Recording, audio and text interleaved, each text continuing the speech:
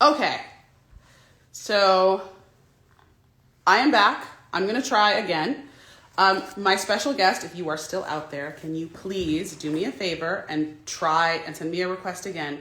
Hopefully this time it will work. My internet is working, so I don't know what's going on. If you're not a member of the cast, you could really help me out by not sending a request right now because I'm trying to get this cast member on. And so if you could not send a request to be in my live video, if you're not a member of the cast, it would be super great. There we go. Hopefully that worked. Hopefully that worked. Finally! Oh my God! I was literally like, I'm dying here. And I'm like, okay, so are we gonna get him on or are we not gonna get him on? And then all these people are sending me these requests and I'm like, y'all, can you chill? Because I'm trying to get Councilman Tate on this. Yo, let me get in here. CK, Queen Hi! Courtney Kemp. Listen, How are you? I'm doing well. You look amazing, first and foremost. Oh, I see you representing. Look at the jacket. Okay. I ain't mad at you. Oh, I see you. Okay. Okay, I see you. Represent sorority up in here. Listen, I'm happy to be here. I'm sorry that you had to start this live all over again because I was thinking it's all good. I was like, damn. I was like, am I messing things up? Hold up. You were not. What's happening is when I'm live, I'm getting like a lot of requests. But what happened this particular time is like it would come up and it was blank. So I don't know. But you're on. You're great, and I'm really excited. And now I'm going to ask you some questions. And I want to ask you as a fan too, because there's a lot of speculation out there. So first of all, first thing is to just give you your flowers about how amazing you are. I had lunch with Daniel Sanjata today, and he and I were just like sort of just fanboying out about how amazing your performance is. But thank you. I love Daniel. Sanjata is a good friend of mine. He and I worked together on Rescue Me years ago, and he's one of my Chicago brothers. I'm so happy that he was able to join our cast of Ghost this season 2. Phenomenal actor and even better person. And I'm mad that I didn't get the invite. Damn it. I thought you were in New York. That's why I was like, it's at 8:15 because I thought you were in New York. But you know what? He's one of my favorite people. And I just got to say, just so all of your followers will know that Courtney A. Kemp is literally one of my most, what can I say? She's one of my favorite people on the planet. You know what I'm saying? I mean, I love you dearly. You know that. You are phenomenal for all that you have done for not only this cast, but the crew, your writing teams, the people that you have always elevated. I got to give you your flowers. And we talk about this all the time, how like Courtney just keeps elevating people and giving opportunities. It's obviously a part of your DNA to pay it forward and to always to, lift people up that are around you. And we tip our hats off to you. Thank you. I appreciate you. You're so loved. I appreciate you. First of all, thank you for saying that. That is part of my work in this lifetime, which is to try to elevate people of color and try to get us in front of and behind the camera. That's definitely part of the work. Part of the work is to help women. Part of the work is to help LGBT folks, anybody who is not in the mainstream of I want to lift. So that's super important to me. 1, 2, you're one of my favorite people on the planet. And I'm going to tell you guys a behind the scenes thing. Lorenz Tate is my dating coach. Okay, so when I'm out here trying to date, Lorenz Tate is my dating coach. So I just want to say this to all the brothers that are trying to holler at Courtney. That's my sister, right? And I know this is a family show, but listen, I don't fuck around when it comes to Courtney. You understand what I mean? Listen, we have some real conversations up in here. You understand what it is? And I take this very seriously. But you listen. You only deserve the best. You only deserve what's good for you. And so, behind we won't give all the details. We won't give all the details away. What we will say is, if I cut you, it's because Lorenz told me to cut you. Just gonna say. Okay, all right. So all good. That's cool. Let's get into your question. I'm cool with that. Let's get into your question. So, tell the audience, how did you start playing Rashad Tate? Oh, wow. So we have to take it all the way back to Power, where my friendship with Amari Hardwick, who plays the incredible Ghost. No one could play Ghost as well as this man, Amari Hardwick. Omari Hardwick. And we have worked together in the past and different things. And, you know, Amari was always trying to find a way to get me on the show. We just didn't know. He was talking about there might be a brother, there might be certain things. And you know, the truth of the matter is when you and I met and we talked and 50, we all got together, was trying to figure out how I can be on this show. I was telling 50, I want to be on the show. I shared with you that I wanted to be on the show. And, you know, the character that I was originally casted to play was Terry Silver. That is what, just so I explain to everybody, those of you who didn't watch Power, so Terry Silver was Ghost's criminal defense attorney, and he was also Tasha's love interest in season 4. Lorenz was supposed to play Terry Silver. Okay, go. Sorry. So I was like, and it didn't happen. I was working, I was producing a movie, I was doing a bunch of other stuff, and you know, production was gonna stop and wait for Lorenz Tate. You know what I'm saying? This is the Power, you know, this is Courtney Kemp and 50 Cent and Omari Hardwick and everybody in Power. They was not about to wait for me, which I understood. And the role went away, but once I got done with my project, I reached out and I was telling Omari, I was telling 50, and obviously Courtney, I was like, I would love to come back in. I said, listen, Courtney, my agents and managers at the time said, nobody's on the phone with me. This is me calling you, trying to reach out. I would love to be a part of it in whatever capacity you want. I think I owe that to you. I owe that to all of you all. And you said, okay, well, I got something. I got a character that we're working on that is going soon. I'm thinking maybe in the future. You're like, nah, like super soon. And it's a politician. What do you think about playing a politician? I was like, I would love to. And you said, okay, so I have this really cool character, and you broke it down to me. And you also said, you know, I'm thinking his last name is going to be Tate. And I was like, yo, that's just fire. I'm in. That alone sold me.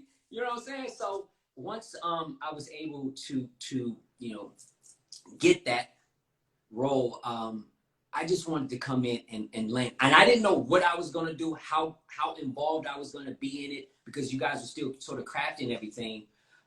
But it was just like, it was meant for me to do this. The Terry Silver was not meant for me. The universe said, that's not for you. And we did everything to try to play that role. I really wanted to play that role. We tried to, but the universe said, nah. You have to play this character. And I appreciate you, because this is something I haven't done before. I'm loving Rashad, everything that, you know, that he's able to do. He's unapologetic. He's, as we all know, he's self-serving on so many different levels. He's far from who I am, but there's a little bit of LT in all the characters I play. There's certainly a little LT in the Rashad, you know, especially when he flips that switch. You know, he bullshitting. When we see a little O-Dog, just a tiny bit of O-Dog, just like sort of pop out, you know what I'm saying? Yeah. Listen, O-Dog still lives. Don't get it twisted. Don't let the smooth taste fool y'all. Understand what it is. It still lives there. And so to be able to have the wonderful story and the wonderful actors and the wonderful world to do what we do is so special. And this show has taken the culture and is part of the culture. I mean, Power, the universe is real. And the fact that Rashad is still thriving, I didn't think I was going to get past 4 episodes. You told me, I thought I would come in for 1 episode. You was like, no, I got 4. And then I was doing some other things. You called me up again and said, listen, season 5 of Power. Of course, my team, I'm going to keep it real. At the time, the people were like, why are you doing Power? I was like, oh, y'all don't get it.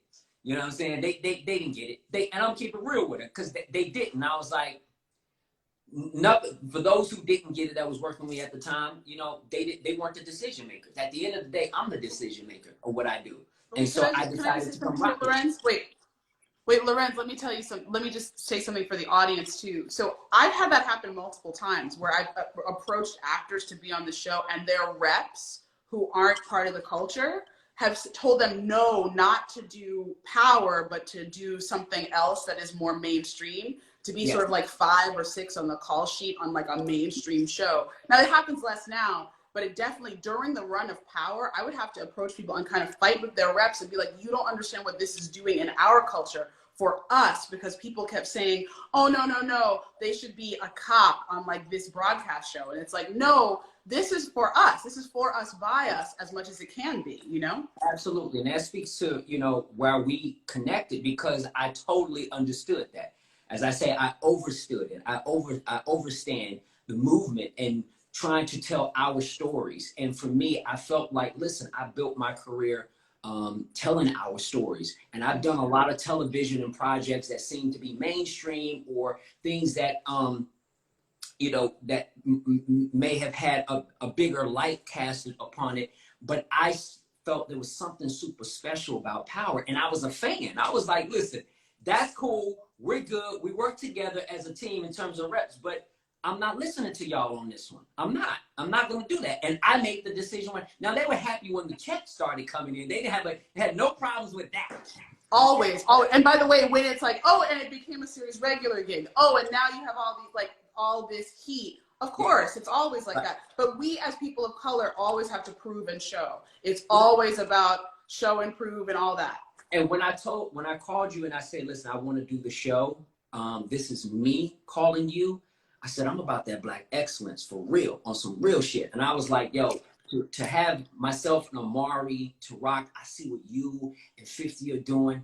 That's Black excellence. No matter what the world is saying, it's what we know. And I was like, I'm with that. I'm with it. And yes, Black excellence is mainstream. Yes, Black excellence is global.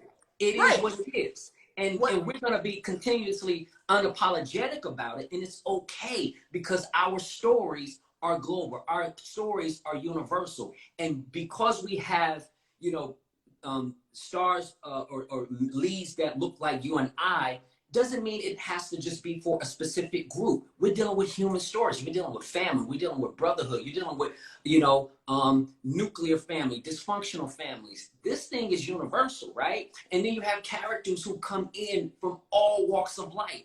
And what you were able to do, as I recognize, to show New York in a way that how it truly is. I mean, if we start looking, you know, into this world, it's like, oh, there's a representation of everybody in here.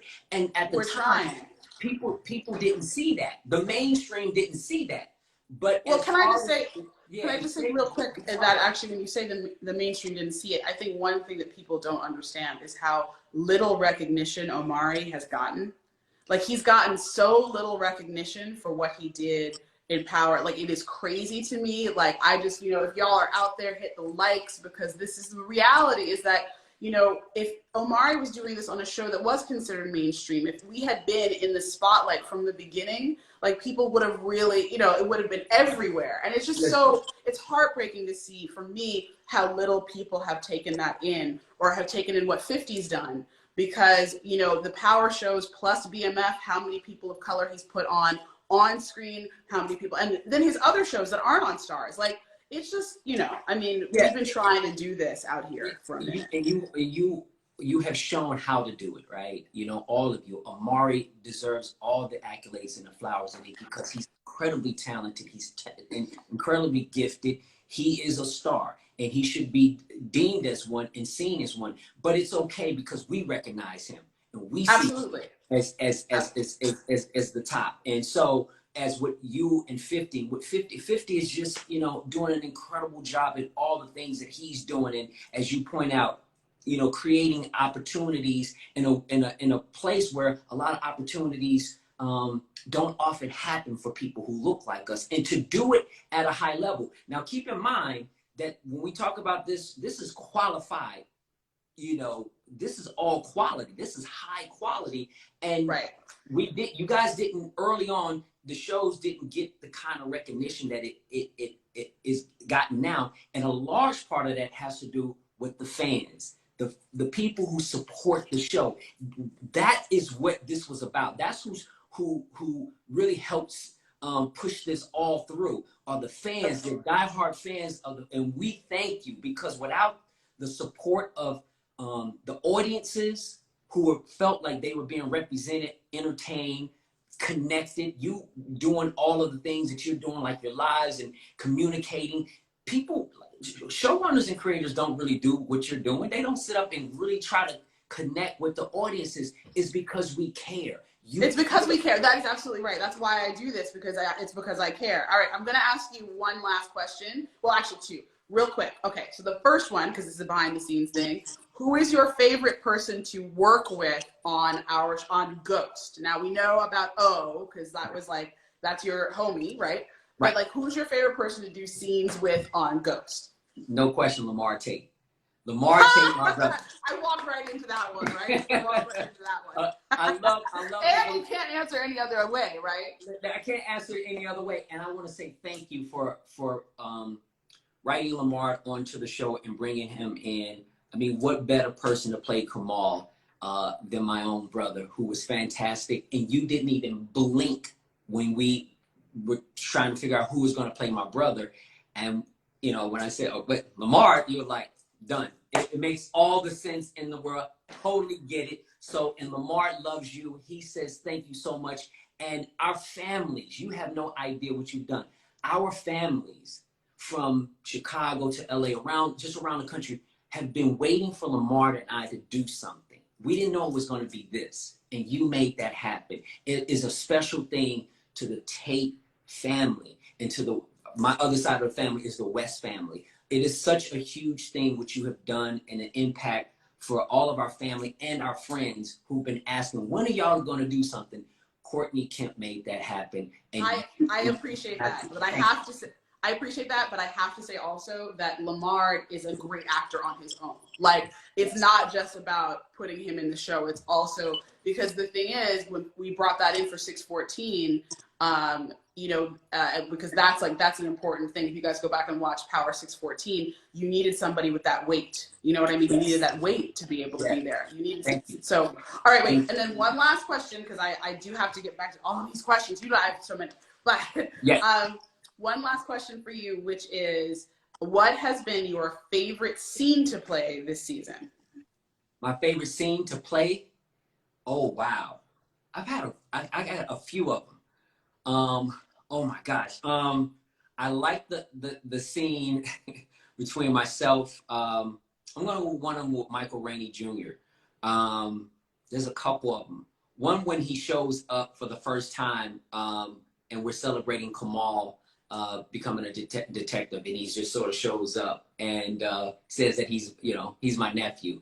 That was one of my favorite scenes to play. And also just this one, the past one in the bathroom stall. You know what I'm saying? In the bathroom stall, because Tate is so adamant about 0 games to be played. You know what I mean? And Tariq just keeps going on this roller coaster with him. And it was really nice to be able to do that, and then to go into the to the courtroom and basically sell my brother out. You know what I mean? What can I say? Hey, listen, Rashad does what's good for Rashad. Rashad does what's good for Rashad. Everybody else will be cool with it. They'll get it. It'll be fine. It'll be okay. Yeah.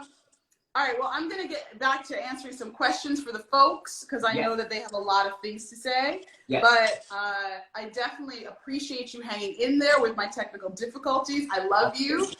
And we will be together quite soon, my friend. Yes, we will. I love you dearly. Y'all. I love you too. All right. Hi to the wife and kids. Thank you. I will. I'll let them know. God bless. Okay, bye. See ya. Okay, that was fun. Sorry about our technical difficulties here. Okay, so one beautiful. Oh yeah, somebody just said Omari deserved an award for his performance. He definitely deserved not just, but he got Image Awards, which was amazing. But I wanted an Emmy for him, honestly. Like from like the real, like I really wanted people to be able to see that performance and get it the shine and the light it deserved. Things have changed, you know. Back when we started, even it wasn't the kind of world that it is now. So yeah, just absolutely shout out to that. One beautiful one says, will we get to see the blackface photo? No, we decided as a writer's room that will not be shown. We decided that actually putting the blackface photo in the series was unnecessary, that we actually didn't need to reify Black trauma by actually putting it in the show. So we did not do that. So there we go. Kiki_Jones00, will Zeke find out the truth about Monet killing Carrie? Well, what do you guys think? Do you think he suspects her already? I feel like we saw that, a little bit of that in episode 9, that he suspects her already, and that him suspecting that might be dangerous. I wanted to know what you guys thought, actually, of the fact that she lied to him when he asked her directly. Do you think it was a good idea to lie to him, or was it a bad idea to lie to him? Okay, let's see. Mr_Gomes, Effie is the woman Tariq needs. Would you agree? I think that she is perfectly matched for Tariq, but she's also perfectly matched for Tariq, which means they are very similar, and they're going to do what they think is best for them at any given moment, which might not always work for a relationship. I hope that made sense. Okay, wait, I want to get back to that one. Okay, oh, this is a great question, really great question. Black_Winter asks, how did Tariq get that picture of Sweeney? We wrote the scene, you guys. Okay, so there was this whole scene where Tariq goes to Brayden's townhouse, and remember the black maid, Esme, who he talked to. Oh no, we cut that scene too, and oh Lord. So there was a whole character that we had in episode 201, the hunting episode, that we actually were supposed to bring back, and we ended up having to cut the scene. You know, I've told you guys this before, I overwrite a little bit. My scripts are super long, and so scenes often fall out. So we had a scene where he actually got to get into the house. And it doesn't, I guess, we really pulled back on that because we had to figure out which scenes to cut out of this episode. It was very long. This episode was written by Sarah Rose Feinberg, who's amazing, and was directed by Bart Wenrick, who's been working with me since day one. He is a day one. As we like to say in the Power family, he is a red sweatshirt. The people who have been with us from day one, November, I think 18th, 2013, have day one sweatshirts. And sometimes you'll see people wearing them. And so, yeah, anyway, they directed this episode. He directed this episode, Bart did, but we could not actually fit all of the stuff into this episode. As the episodes get toward the end of the season, they're over jam-packed, and you guys are seeing that. You know, it's just, there's so much going on. Okay. I am Jada Grace asks, would we ever see a forced ghost crossover, especially since Mecca mentioned Tommy? I would love for that to happen, but I'm not part of the machinery that will make that happen in the future, but I hope that does happen. Okay. The real Britney, is Effie connected to GTG? No. Okay. Let's see. Are there any questions up here that I need to get to? I don't want to make sure that I'm not ignoring you guys who are turning in live. Let's see. Courtroom scene. Yes, yes, yes. Oh, so nice. Isn't Lorenz amazing? Like, he really is one of my closest friends. Oh, someone else is asking if Tariq will get a car. I think I addressed this already, but if you are from Manhattan, you know, it is what it is. Like, you grow up in Manhattan, you may or may not drive. I think we talked about that a little bit. Let me just see if there's any. Yes, Zeke suspects her. That's correct. Oh, I love this. Megan the stylist said it was a bad idea for Monet to lie to Zeke because Mecca saw her lie with a straight face. I think you're right, and I also think that there's something really interesting there, which is that he learned that she would lie, and he also backed her up. How did you guys feel about the fact that he backed her up? He could have chosen not to, but Dante decided to do that. Speaking of Dante and his relationship with Monet, another great question from Money Habit 92. Does Mecca care about that ring, or does he want the bag because of the info in the bag? It is both, but that ring is very important. That is an engagement ring, and do you know who that engagement ring is for? I think you guys do know who that's for. Footy Fan 101 asks, who came up with the phrase the goat of global snitching? I don't remember. It was either me or Sarah Rose Feinberg, and I can't. Okay, my best friend is on here. Dramatic. Hi, Kish. Bad idea because he might go George from a Bites and Met on her ass. Okay, I love that that was a literary reference and on her ass. This is why I love this woman. That is my best friend. Okay. Tony 0219. Will Brayden tell on Kane to protect himself and his family as well as Tariq? It may lead back to him. I think it's really interesting. I mean, if you're Brayden, you have a really tough tough decision to make, right? Your brother's in danger now because of what Kane did. If you think about it, it was Kane's fault abducting them in the first place, right? But he did, and so, you know, here we are. We allowed Trace to walk around and live, and now Trace is about to open his mouth. Do you rat on your brother? Like, do you let your brother hang out there and testify? Do you rat on Kane to Jenny? Like, what are you gonna do? Okay, so I think I answered this already for those of you who missed the first live. Did Ghost walk past Lorenzo in episode 404 of the original Power? No, he did not. They were in two different institutions. Okay, more of a guest. Tish to she. Mecca is Effie's plug. No, he is not. Okay. Is Lorenzo mad? Kane Tejada asks, is Lorenzo mad at Diana because she lost her virginity to Tariq? He's not thrilled. He's not thrilled. He's not thrilled at all. Not a good idea. Josie Kings asked, who is Tariq's, oh, hey, Frank. Who is Tariq's main love interest? I think Tariq has to love himself most, but if I had to say who does he love most in the world, the person he loves most in the world is Tasha. That never changes. It's obviously not a romantic or a sexual love, but that's the person he's always focused on. And so some of that feelings about Tasha, the guilt about Tasha, actually spills into his kind of relationship with Lauren and trying to protect women around him. Thank you for the compliment that I am beautiful. I appreciate that. Let's see. Okay. Let's see if there's anybody who I need to. Oh, okay, I'll get to that question. All right. Courtney, am I not part of Force? I did executive produce, and I will continue to executive produce, and I am part of the show and the casting process. But as you guys know, I have left Lionsgate Stars, and now I'm on Netflix, and I'm coming with new shows and movies and just doing like a whole other thing. But I'm still connected to you guys, to the Power fans, and I always will be. Okay, let's see. Okay, Anthony, 1975. If Mecca dies, the feds are coming. Why don't Mecca tell the feds that he's been compromised because of Tariq? Mecca is not supposed to be in the country. Mecca is supposed to be out of the country. And that little detail, you have to like kind of listen for that because Davis says that. But that is absolutely true. So he's not supposed to be here, so he's not supposed to be calling for help and saying, hey, I came to New York and I was compromised. Harlem Rhapsody, does light-skinned Keisha feel bad for what she did to Lauren? I'm not sure. Oh, maybe she does. I don't know. I don't know how deep Rushandria's guilt for that might be. K Mendez 05, can Effie be trusted? I think Effie can be trusted to do what's best for Effie. I have a question for you guys. I don't know if you agree with this or not, but one thing that I think is interesting is that I feel as though the requirement for Effie, sometimes for the fans, is that she be perfect or that she like be completely loyal to Tariq.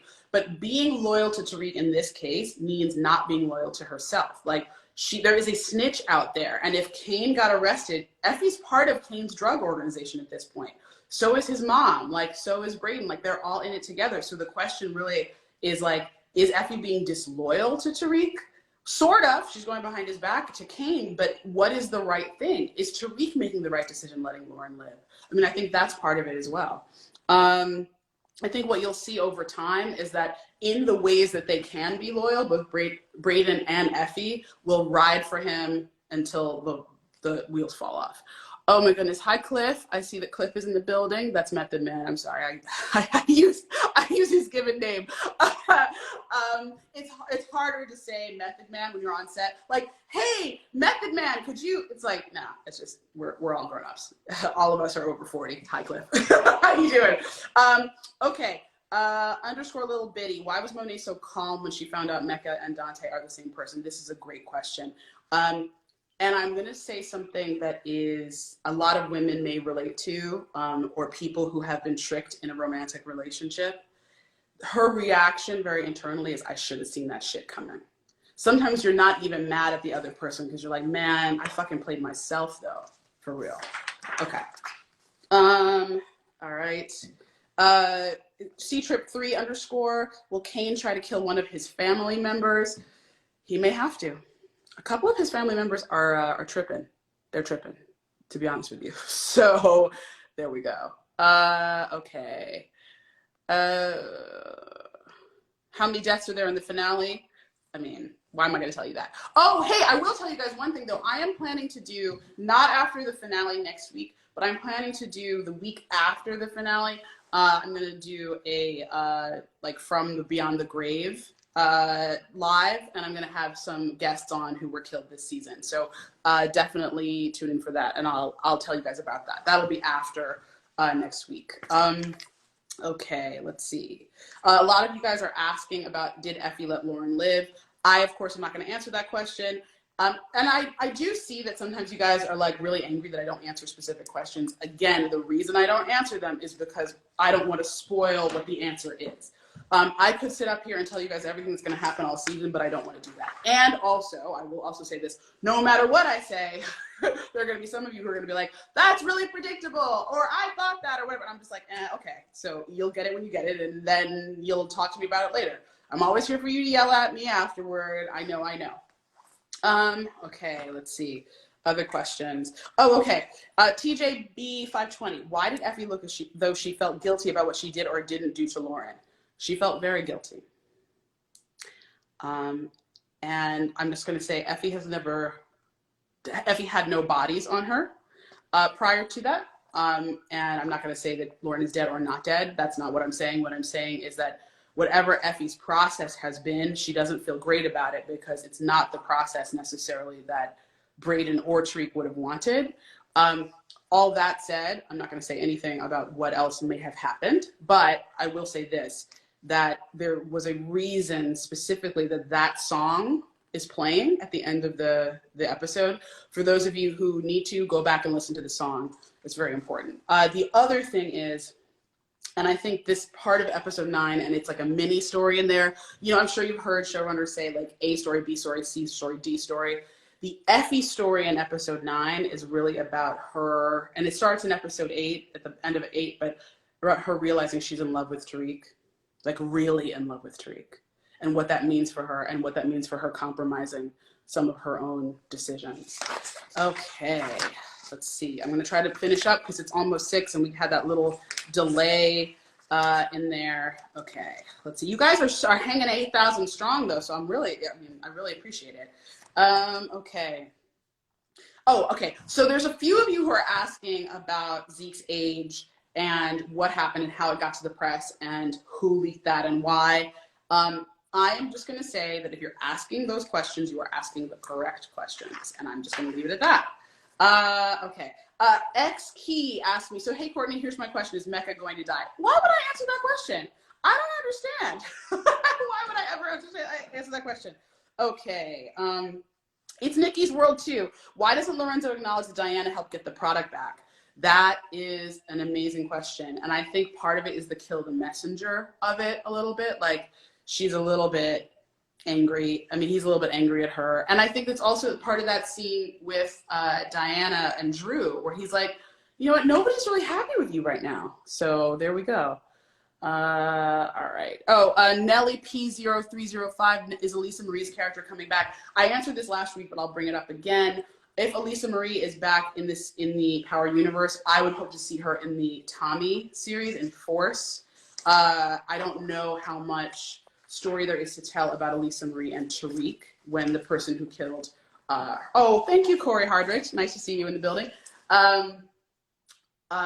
When the person who actually killed her dad is Tommy. Like, not much to say about Tariq. I mean, yeah, there's a betrayal there, but it's not as deep. Okay, let's see. Oh, okay. So this is just a quick little mistake thingy. Tina_Bowlegs. Why were Lauren and Councilman Tate in Tariq's dream if they're not dead? Councilman Tate was not in his dream. When he went up to the board, he's in there, but he thinks it's him, but it's actually Jabari Reynolds, if you remember. And that whole, oh, I want to talk about that real quick. So that was an amazing day when we got all those Power Universe people back, and it's incredible scheduling, and I have to give it to Greer and Bart, Greer Yaten, our producer, and Bart and Shanna and everybody behind the scenes to get all those people in one place to be able to do this and be able to shoot that scene. And it was amazing. It was amazing to have all those people in the room. I can't tell you guys how magical the experience of Power Book One was, with all those things coming together, and then to be able to give back to you guys again in the form of this. Some people have been asking me various questions about why Tariq does certain things just like Ghost. Again, you guys know the basic story here is, can we make changes? Do the sins of the father, are they visited upon the son? So Tariq is gonna behave like his dad sometimes. He's gonna act like his dad sometimes. Okay, couple more questions and then I'm gonna end because we're almost at 6 o'clock. All right, Kimi Cakes. Is Tariq's dream supposed to signify his guilt? If so, why does he feel guilty about Ray Ray? I think the dream is not just about his guilt in the sense of like per person, but I understand why you're saying that. And it's like the way that we write these dream sequences is very much about how does Tariq feel, and it's expressed by everyone. So everyone in the dream is Tariq. So these are all the different pieces of Tariq's guilt and shame and all those things. And so that's why when Ray Ray pops up, Kanan says to him, "You got what you deserved." So Kanan is also speaking a little bit as Tariq in that moment. But these are all the people who Tariq feels responsible for their death. And that's everybody. He feels responsible. And so that's part of it, okay? The Lauren piece of it, again, a lot of you are asking, well, she's not dead, or she must have been dead, or whatever. Again, this is Tariq's fear. Tariq's fear is why she's in his dream, okay? So again, and remember, I want to be really clear, because BB Live Radio is asking this. Lauren comes to the door. She doesn't actually walk in the room. For those of you who noticed that, he blocks her body and he says, "Don't come in here, don't come in here." And she's like, "Of course I'm coming in here." But that is definitely on purpose, all of that. Okay, all right, let's see. It's T. Allen. Please do a behind the scenes outtakes, episode reunion, bloopers, anything. Love the show. I wish I could. I wish we could have done that. Last year, we couldn't do any behind the scenes because of COVID. We couldn't have an extra crew on set, so we lost all that great footage and time. Let's see, are there any last questions that I want to answer? I know you guys ask me a lot of the same questions over and over again, and sometimes I don't speak on things because I can't speak on them. Just trust me, I can't speak on them. Okay, and then I guess, let's see. Oh, why did y'all make Mecca a snitch? This is a really good question. This is Obi-Wan Kenovic, by the way, hilarious name. Mecca is a snitch. It's based on Whitey Bulger. If you guys want to look up who Whitey Bulger is, or those of you who know who Whitey Bulger is. But Whitey Bulger was a criminal, and the very short version of it is that he was allowed, while he was informing on everyone else, he was allowed, the FBI let him continue his business. They just let him go on and be a criminal and all the things. Eventually, he did go fugitive and he had to be caught, but that's who it's based on. It's based on a real story. We don't make up everything. You know, we like to have some things based in fact. And then the last thing I'll say is, I guess I'll talk about the season finale, right? Because, like, isn't that what we want to talk about? We want to talk about the season finale. Okay, so, you guys a lot of you asked me a lot of questions about who's going to be in the finale, what's going to happen in the finale, and all those things. I will tell you one thing, which is you will see a face from the past. You will see a face from Power Book One. I will tell you guys that there is at least one very happy thing that happens.